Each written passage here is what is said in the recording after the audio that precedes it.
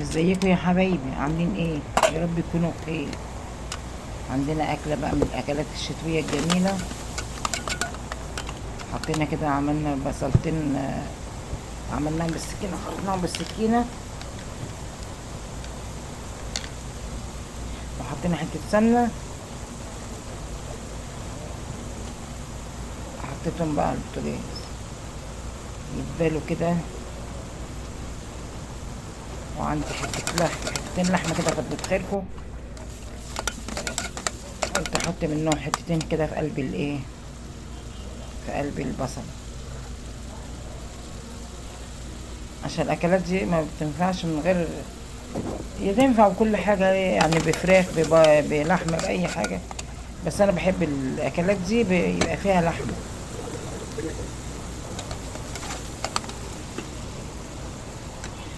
صلوا على النبي عليه أفضل الصلاة والسلام. متنسونيش يا حبايبي في اللايك والشير، وكل اللي بيبعت كلمة حلوة كده ربنا يبارك له ويفتحها في وشه بحق حبيبك النبي. جايلي متابعة من الجزائر، الجزائر على دماغنا. أهلا بالجزائر وشعب الجزائر كلهم على دماغنا. ده بلد الفنانة الكبيرة وردة الجزائرية، رب رحمة الله عليه. فما شاء الله كده، عملت الأوضة وصفتها،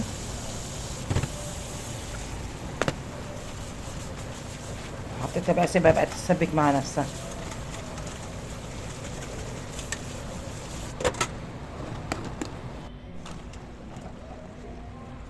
سبكت، وعملت الفاصوليا بقى، جبتها وقطعتها وغسلتها.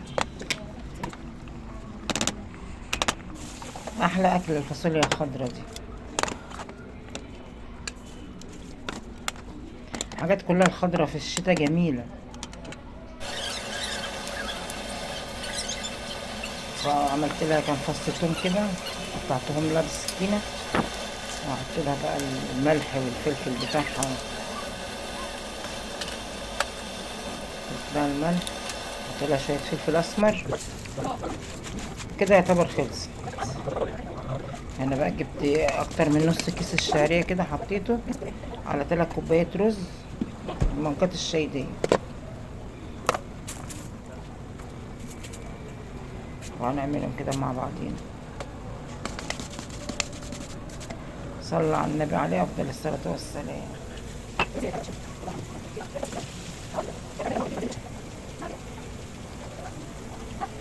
الشعرية كده تتحمر، بس ما تتحمرش قوي، لان لما بتغمقيها قوي ما بتبقاش حلوه في الرز. ما تحزنوش يا ولادي، انا اصلا ما بقى يعني، طول عمري بطبخ في صمت، يعني اعمل الاكل وما اتكلمش، لكن دلوقتي بقى بشرح كل حاجه، فلو غلطت في حاجه يعني سامحوني. لا يبارك لكم يا رب، يخلي لكم ولادكم، ويخلي لكم حبايبكم كلهم يا رب. انا بقى غسلت الرز وحطيته، حط الملح. أكلة سهلة وخفيفة وما بتاخدش وقت، الأكلات دي بتخلص بسرعة مادام الحاجة متنضفة ومعمولة، تبص تلاقي كل حاجة بتعدي على طول.